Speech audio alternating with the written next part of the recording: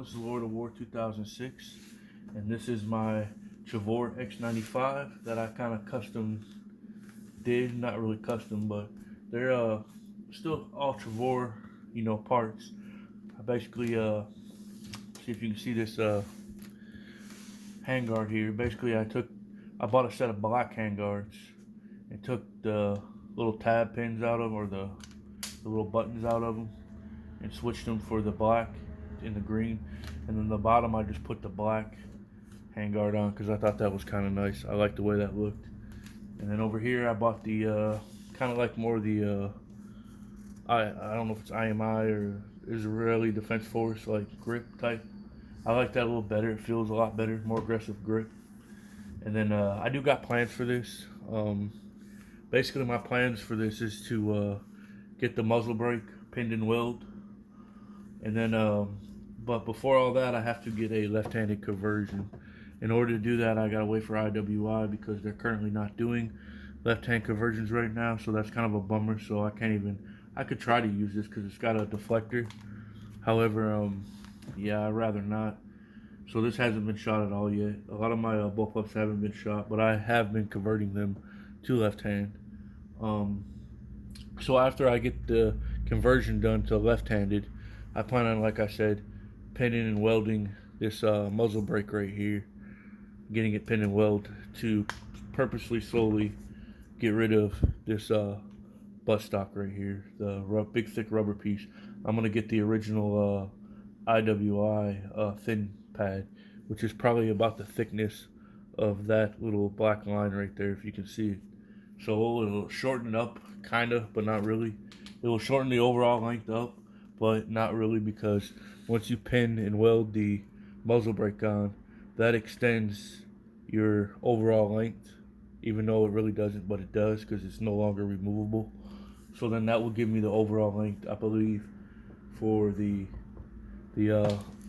taking off of the rubber pad.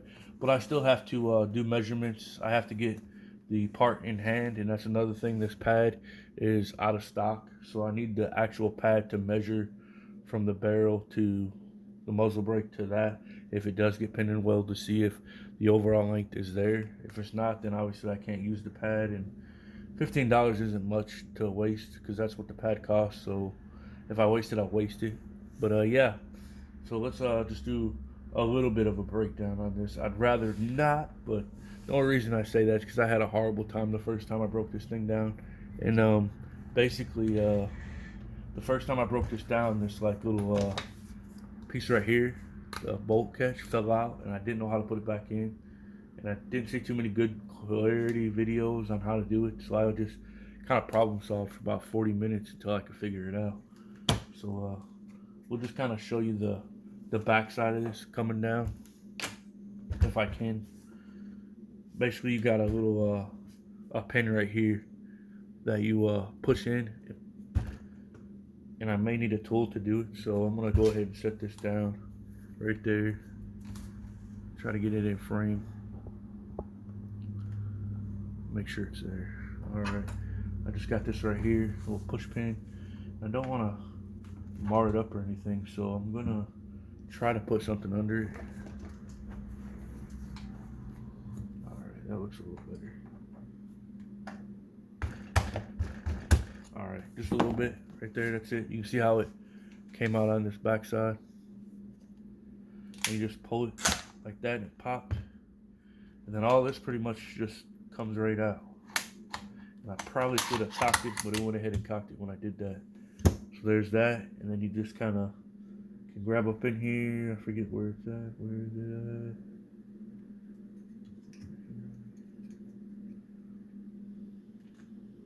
at? Forgive me.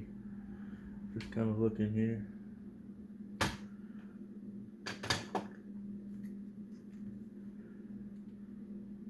Alright, we'll just say that's that.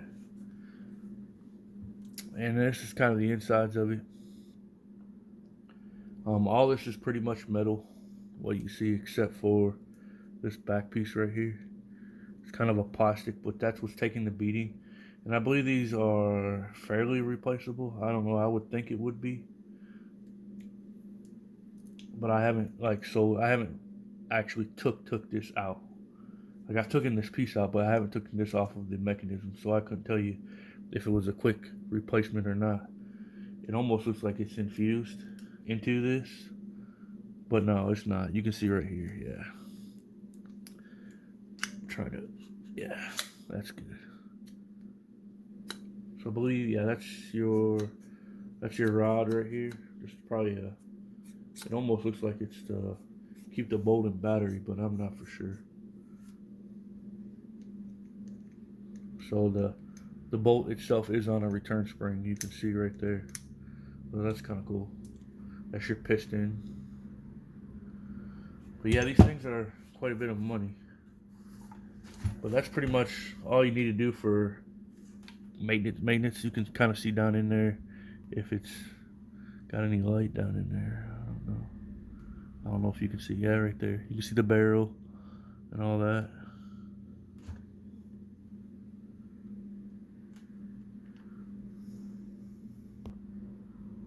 Okay, to take the trigger out, it's pretty simple. It's the same thing. You gotta take these two push pins out right here.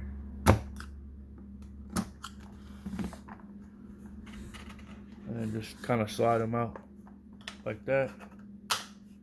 Lift this tab up. Now you want to be careful that you don't keep your tavor down like this the whole time when you're taking this trigger pack out, because this thing right here, if it's upside down, it can probably just fall right out. And so you're gonna have to kind of reach up in here and grab your trigger pack out. I mean, you could dump it out, but you're gonna risk, I would just say hold that thing.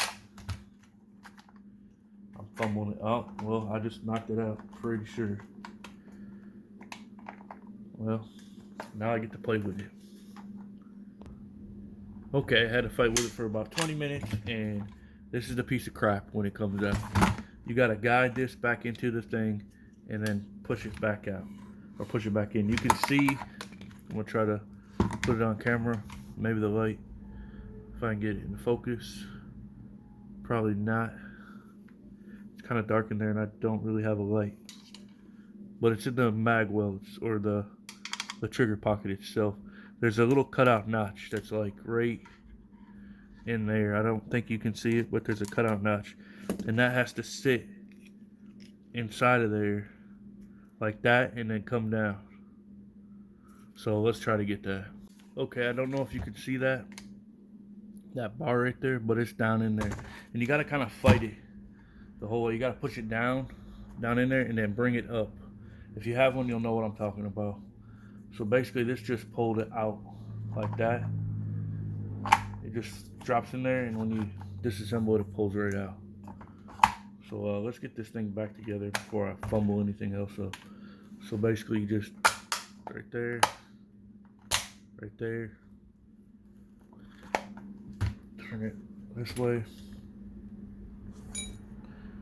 assemble your piston in first, obviously, that, and then you're gonna have pressure. You're gonna have a gap like that. You're gonna just kind of have to hold it like that and then push your pin in, and then that should be it. And then you can check it.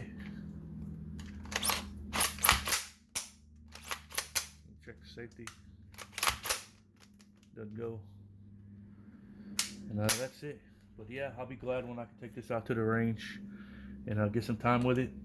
And hopefully I can get that left-hand conversion here in the next couple months or whenever. They're not too bad in price. They're a couple $100, but the gun's what cost. Well, this is Lord of War 2006. Hope I didn't botch that video too much. And thank you, and have a nice day.